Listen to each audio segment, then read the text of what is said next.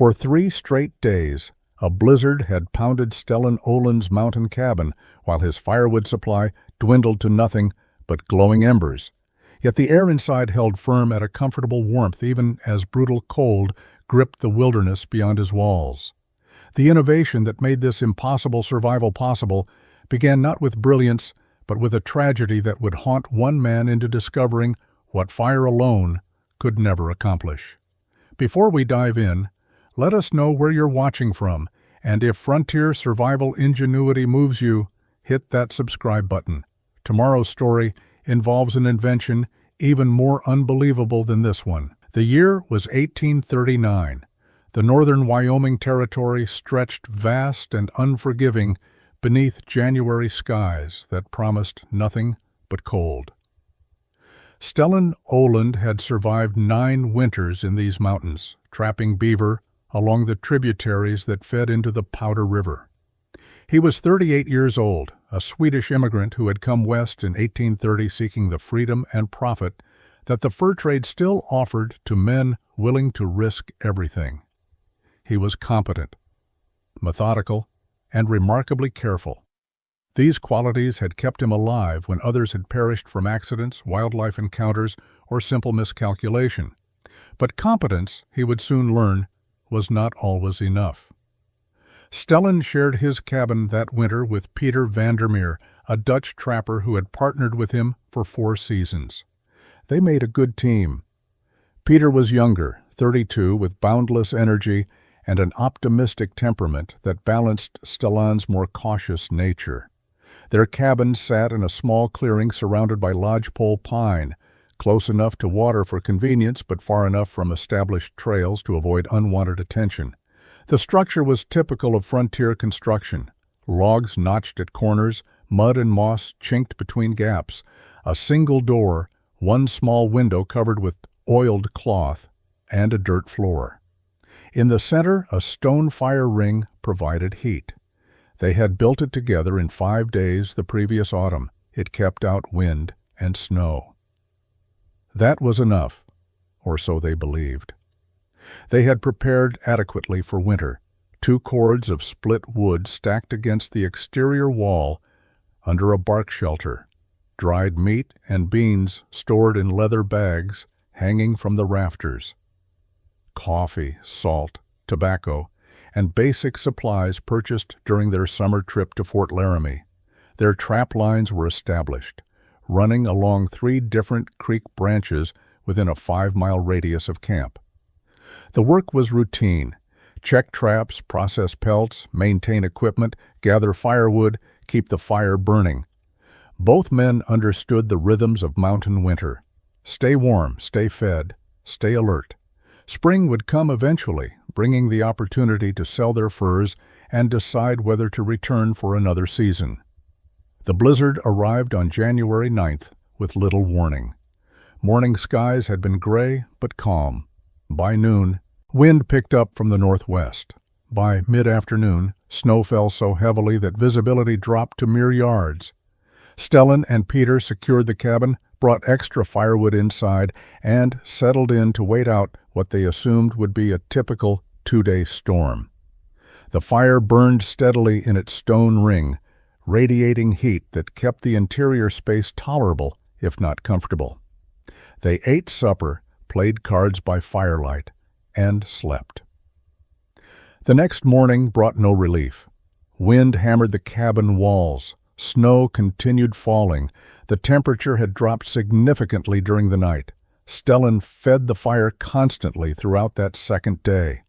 The stone ring that had always seemed adequate now felt pitifully inadequate against the cold pressing in from all sides. Every time he opened the door, even a crack to bring in more wood from the exterior stack, frigid air rushed into the cabin like an invading force. The fire consumed wood at an alarming rate. What normally lasted 6 hours burned down in 3. By evening, Stellan realized they had already used nearly half their interior wood supply, and the storm showed no signs of weakening.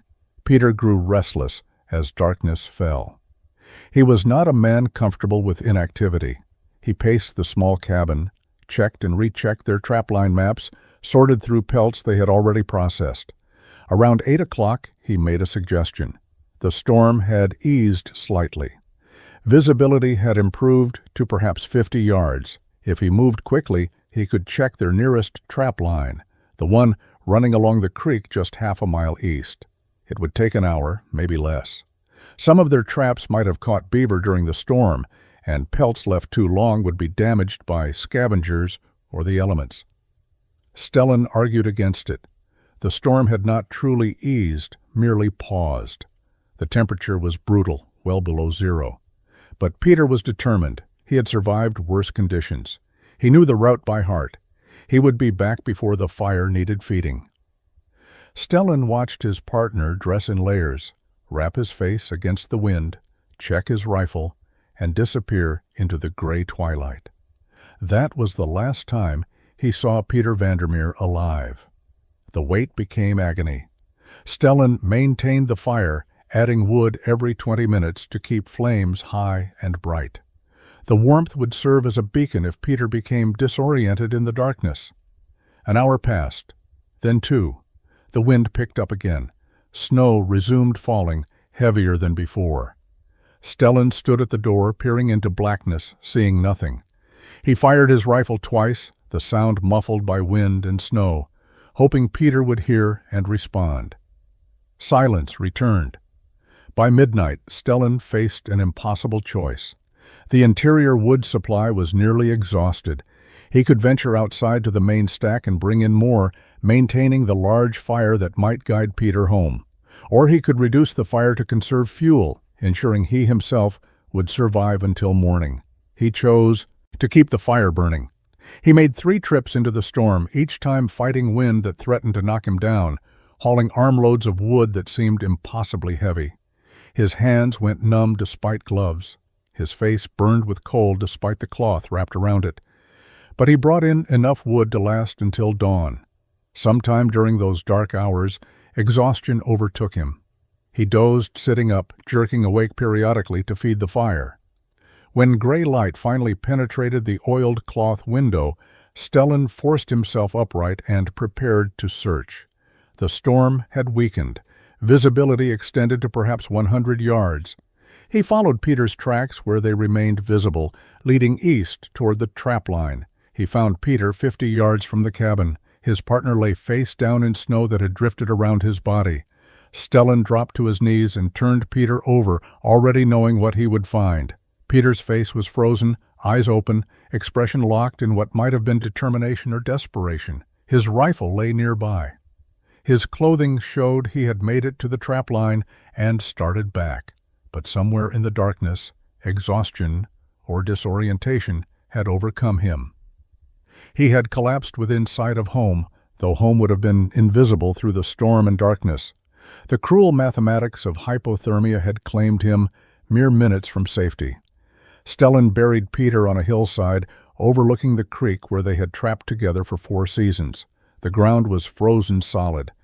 It took him 3 days to chip and hack a grave deep enough to protect the body from scavengers. He marked it with stones and spent one final night at the cabin before breaking camp. The pelts they had collected would fetch decent money in St. Louis, but Stellan felt no satisfaction in that knowledge. He had survived. Peter had not. The difference between those outcomes haunted him. During the long trek south to sell the furs, Stellan replayed those final hours obsessively. Peter had been strong, experienced, and well-equipped. He had survived hundreds of nights in mountain winter. What had killed him was not the storm itself, but the failure to reach warmth in time. 50 yards. That distance separated life from death, and the warmth Peter needed had been right there, burning in the cabin's fire ring. But fire, Stellan realized with growing certainty, was not the same as warmth. He began conducting experiments when he returned to the mountains in late February. He built a small temporary shelter and created different fire configurations, measuring by instinct and observation how each performed. A large fire in an open ring produced intense heat but consumed wood rapidly. When the flames died, cold returned within an hour. A smaller, carefully managed fire lasted longer but provided less warmth. Either way, the pattern was consistent. Heat existed only while fire burned. The moment flames went out, warmth began escaping through the walls, through the roof, through the very ground beneath the cabin floor. Stellan visited other trappers' camps during early spring. He examined abandoned cabins and spoke with men who had survived close calls during winter storms. The story was always the same. Survival depended on maintaining fire constantly. Let it die, and you had perhaps 2 hours before the interior became dangerously cold. 3 hours and you were in serious trouble. 4 hours and hypothermia became likely. This reality governed every decision a mountain man made during winter. You never traveled far from your cabin. You never slept deeply.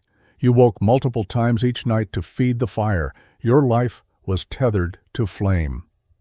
The mathematics of this existence struck Stellan as both inevitable and absurd. An average winter required feeding the fire every 4 to 6 hours. That meant waking at least twice per night for 5 months. It meant gathering firewood constantly, hauling and splitting and stacking in an endless cycle. It meant living with perpetual anxiety that the fire might die while you slept or were away checking traps. And despite all that effort, men still died. Peter had died, others would die. The system was inherently fragile because it depended on continuous human attention to maintain something as temporary as flame. Stellan became obsessed with a single question that spring. Why did heat disappear the moment fire stopped burning?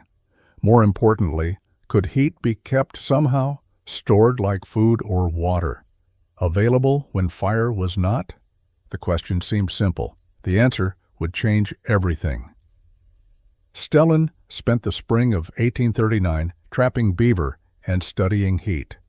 He began placing different stones directly into his campfire each evening, then removing them with sticks to observe how long they stayed warm. River stones with smooth surfaces cooled quickly. Dense granite held heat longer. Dark basalt retained warmth longest of all. He discovered that size mattered as much as material. A fist-sized stone stayed warm for an hour. A stone weighing 10 pounds remained too hot to touch for 3 hours. A stone weighing 20 pounds retained noticeable warmth for 5 hours. The pattern was obvious once Stellan paid attention. Mass determined duration. Heavier objects absorbed more heat and released it more slowly. This principle explained why the stone fire ring in his cabin stayed warm after flames died, though not warm enough or long enough to matter for survival. The ring weighed perhaps 80 pounds total, spread across a circle 3 feet in diameter. The stones were relatively small, irregularly shaped, and separated by gaps. They absorbed some heat, but not nearly enough to sustain cabin temperature through a cold night. Stellan began calculating. If 80 pounds of stone provided 1 hour of marginal warmth after fire died, how much stone would provide 8 hours of substantial warmth? The mathematics suggested an impossible answer. He would need perhaps 1,000 pounds of dense stone positioned close together to create meaningful thermal storage. Gathering that much stone was theoretically possible, but the logistics were daunting. River stones varied wildly in size and shape. Building a structure from irregular stones would leave gaps that reduced efficiency. Transport alone would require dozens of trips. In June, Stellan traveled to Fort Laramie to sell his spring pelts. The trading post had expanded since his last visit. New buildings included a bakery operated by a German immigrant named Wilhelm Kessler. Stellan stopped there for bread and noticed something unusual. The bakery oven was built from bricks, hundreds of them forming a massive structure that dominated one wall. Kessler explained that he fired the oven early each morning. By noon, he stopped adding fuel. But the bricks stayed hot enough to bake bread until evening. The retained heat was so reliable that Kessler planned his entire operation around it. Stellan examined the oven carefully. Each brick was identical in size and shape, roughly 9 inches long, 4 inches wide, 3 inches thick. They were made from clay, fired in a kiln until hard as stone. Kessler said each brick weighed approximately 8 pounds. The oven contained perhaps 200 bricks, meaning 1,600 pounds of uniform thermal mass. The bricks were stacked tightly with thin mortar joints, creating a structure with minimal gaps. Heat had nowhere to escape except slowly, through radiation. That night, Stellan lay awake, calculating. 200 bricks, 1,600 pounds, available for purchase, stackable, transportable if he was willing to make the effort. He could build something far superior to a random collection of river stones. He could create a structure specifically designed to absorb and hold heat. The next morning he found a brickmaker and placed an order that made the man assume Stellan was insane. Stellan returned to the mountains in late July 1839 with supplies that made no sense to anyone who saw them. Most trappers heading back to the wilderness carried powder, lead, coffee, salt, maybe tobacco or whiskey. Stellan led 2 pack mules loaded with 200 fired clay bricks, 50 pounds of lime for mortar, iron trowels, a level, and bags of sand. The total weight exceeded 300 pounds. Other trappers at Fort Laramie watched him organize this cargo and openly questioned his sanity. Arne Solberg, a Norwegian trapper Stellan knew casually, rode up as Stellan was securing the final load. He stared at the bricks for a long moment before speaking. "You building a fort or trapping beaver?" His tone suggested genuine confusion. Stellan replied that he was building something for winter. Arne shook his head and rode off, clearly convinced that mountain solitude had damaged Stellan's judgment. The journey back took 9 days instead of the usual 6. The bricks were heavy and fragile. Stellan had to move slowly, checking the pack loads constantly to prevent shifting that might cause breakage. He lost 11 bricks to accidents when one mule stumbled crossing a creek. Each broken brick felt like a small failure. By the time he reached his trapping territory, he was exhausted and questioning whether this entire endeavor was as insane as others clearly believed it to be. Stellan spent 2 days scouting for a new cabin location. He refused to rebuild where Peter had died. The site he finally selected was unusual by trapping standards. Most men built close to water for convenience. Stellan chose higher ground 50 yards from the creek, on a slight rise with clear sight lines in all directions and southern exposure. Hauling water would be harder, but the location offered better drainage and more sunlight. More importantly, it felt right in ways Stellan could not fully articulate. He began with the foundation, something most mountain cabins lacked entirely. Using a shovel and his bare hands, he dug a rectangular pit 4 feet long, 2 feet wide, and 8 inches deep. The excavation took a full day. Into this pit he laid river stones carefully selected for flat surfaces, setting them in a mixture of lime and sand he had prepared according to instructions from the brickmaker in Fort Laramie. The mortar was unforgiving. It had to be mixed to precise consistency and used quickly before it began hardening. Stellan worked slowly, checking that each stone sat level and stable. Once the stone foundation cured for 3 days, he began laying bricks. The first course went down on a bed of mortar spread across the stone base. Each brick had to be positioned exactly, with consistent joint thickness and perfect alignment. Stellan used his level constantly, adjusting and readjusting. The work was meticulous and back-breaking. By the end of the first week, he had completed only 3 courses of bricks. The structure rose slowly from the ground, rectangular and precise, while Stellan worked alone under late summer sun. By mid-September, the brick structure was 12 inches tall, forming a rectangular enclosure that measured 4 feet by 2 feet on the interior. Stellan had used 178 bricks, laying them in 13 courses with mortar joints approximately half an inch thick. Each joint was carefully smoothed and checked for consistency. The walls were 1 brick thick, creating a structure that was sturdy but not wastefully heavy. The remaining bricks he saved for potential repairs or modifications. The interior presented a challenge Stellan had not fully anticipated. The brick walls would absorb heat from fire, but the bottom of the structure needed additional thermal mass to maximize storage capacity. He spent 3 days gathering flat river stones, selecting only those with dense composition and uniform thickness. These he laid across the bottom of the enclosure in a tight pattern, filling gaps with small stones and packing everything with sand. The result was a solid stone floor that added another 150 pounds of thermal mass to the system. Stellan built small test fires inside the structure to understand how heat and smoke would behave. He discovered that draft patterns were critical.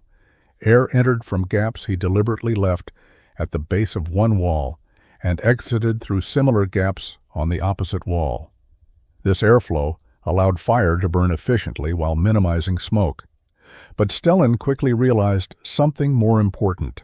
Active flames sent most of their heat upward and out of the structure. What he needed was not fire, but coals. The difference was fundamental.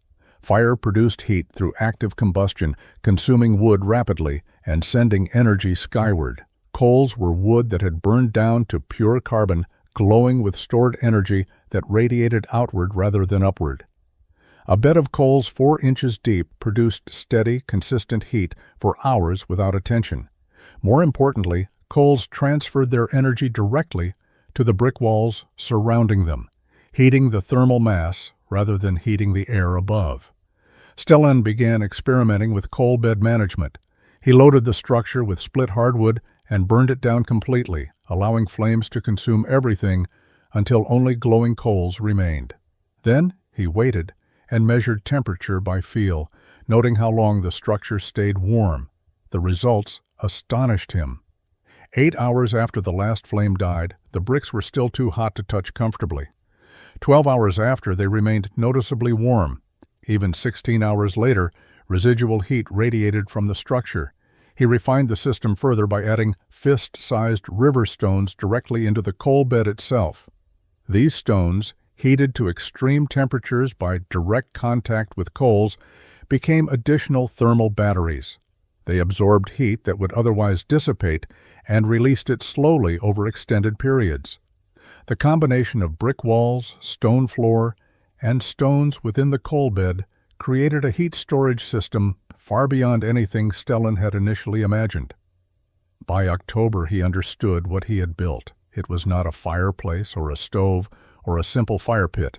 It was a thermal battery, a structure designed to absorb enormous quantities of heat energy and release that energy gradually over time. Peter's ghost watched from memory as Stellan completed what might have saved his life. Stellan built his cabin around the Ember bed during October and early November. The walls went up using standard log construction, but he positioned everything to maximize the benefit of his thermal battery. The Ember bed sat in the center of the floor space, equidistant from all walls, ensuring heat would radiate evenly throughout the interior. The cabin measured 14 feet by 12 feet, small enough that the thermal mass could warm the entire volume, but large enough for comfortable living. He built no chimney above the Ember bed. Once coals were established, they produced minimal smoke, just a thin haze that escaped through deliberate gaps at the roof peak and around the doorframe. This design kept heat inside rather than sending it up a chimney that would act as a thermal drain. Stellan carved narrow ventilation slots high on opposite walls, allowing air circulation without creating drafts that would cool the space. The operating procedure was utterly different from traditional fire maintenance. Each morning, Stellan would rake the coal bed, removing ash that accumulated overnight and exposing fresh coals underneath. If coals had burned too low, he would add several pieces of split hardwood and allow them to burn down completely, usually taking 2 to 3 hours. Once new coals were established, no further attention was needed until evening. Before sleeping, he would load the structure with enough hardwood to burn overnight, creating a deep bed of coals that would sustain heat until dawn. The fuel efficiency was remarkable. Where a traditional fire consumed an armload of wood every 4 hours, Stellan's Ember bed used one-third that amount. The difference came from complete combustion and heat retention.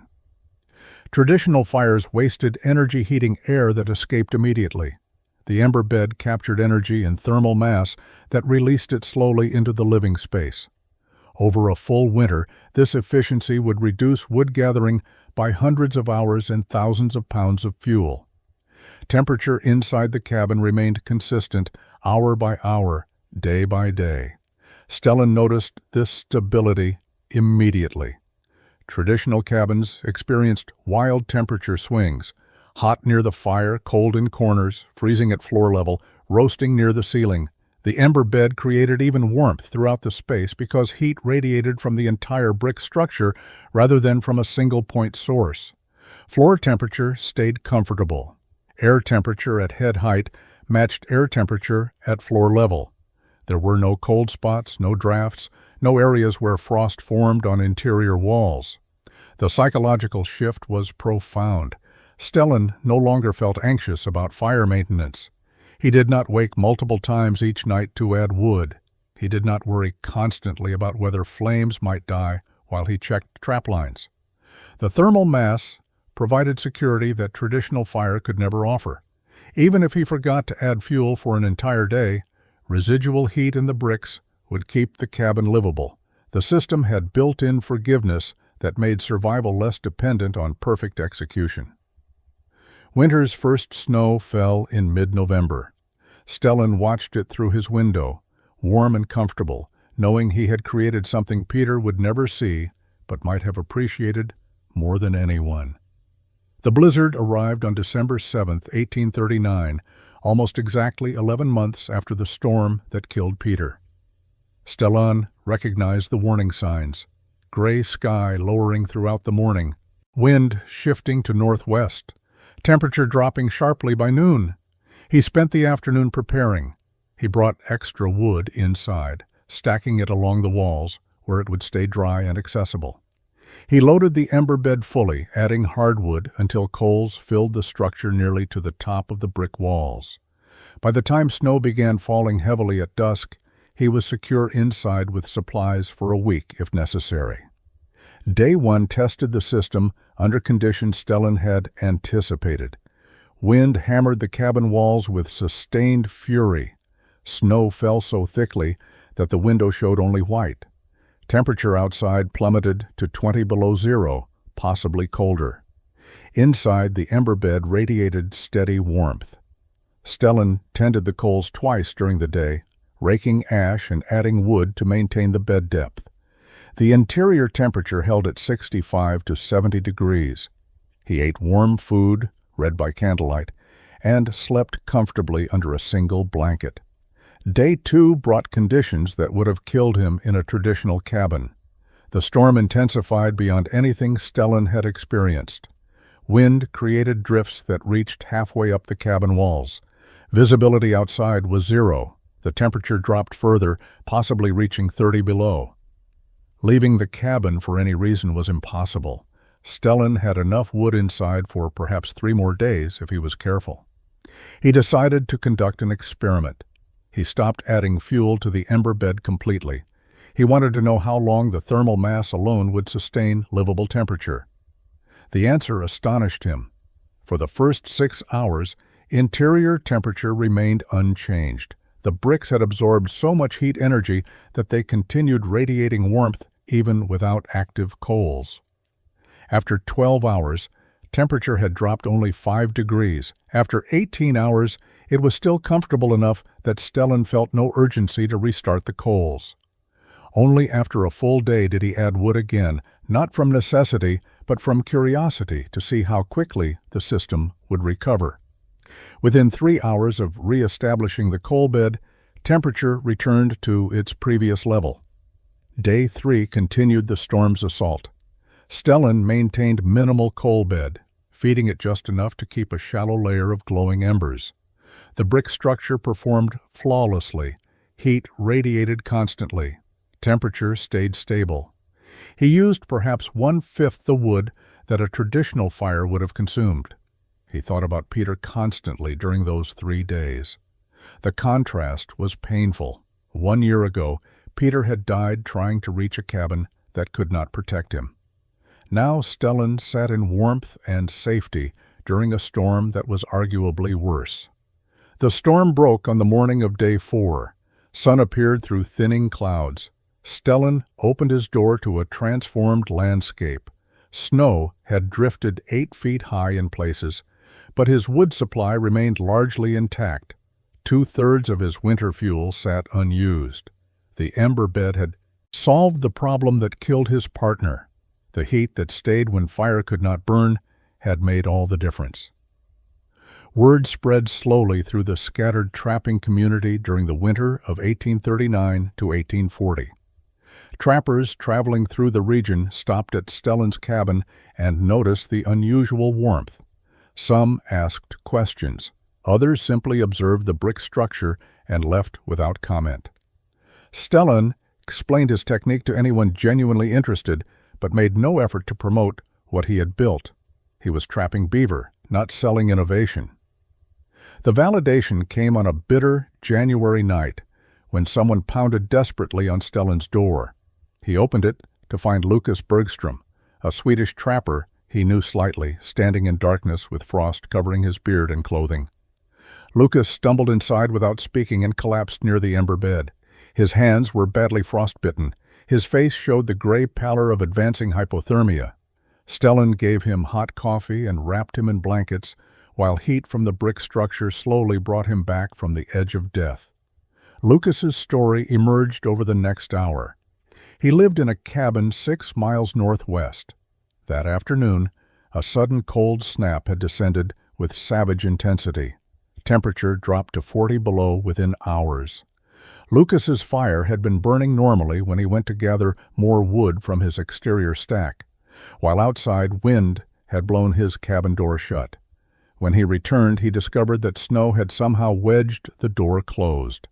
By the time he forced it open, his fire had died to ash. His interior wood supply was depleted. Worse, his kindling and fire-starting materials had gotten damp during a leak the previous week. He could not restart the fire. Facing certain death if he stayed, Lucas had made a desperate calculation. He knew Stellan's cabin was roughly 6 miles south. In darkness, in brutal cold, he had walked that distance, guided by memory and luck. He had arrived with perhaps 30 minutes remaining before hypothermia would have killed him. The warmth radiating from Stellan's ember bed had literally saved his life. Lucas spent 2 days recovering. During that time, he studied the brick structure obsessively. He asked detailed questions about construction, materials, mortar mixing, coal bed management. Stellan answered everything honestly. He explained thermal mass principles as he understood them, demonstrated proper coal maintenance, and described where he had purchased bricks. Lucas listened with the intensity of someone who had learned exactly how fragile traditional survival methods actually were. When Lucas finally left, walking back to his cabin in clear weather with borrowed supplies, he carried complete knowledge of how to build his own ember bed. Within 2 weeks, Arne Solberg arrived asking similar questions. He had heard Lucas's story and wanted to see this system that saved lives. Stellan showed him everything. By spring, Hendrik Jansen had visited as well, taking careful notes and measurements. The technique spread organically through the community. Stellan never claimed ownership or sought profit.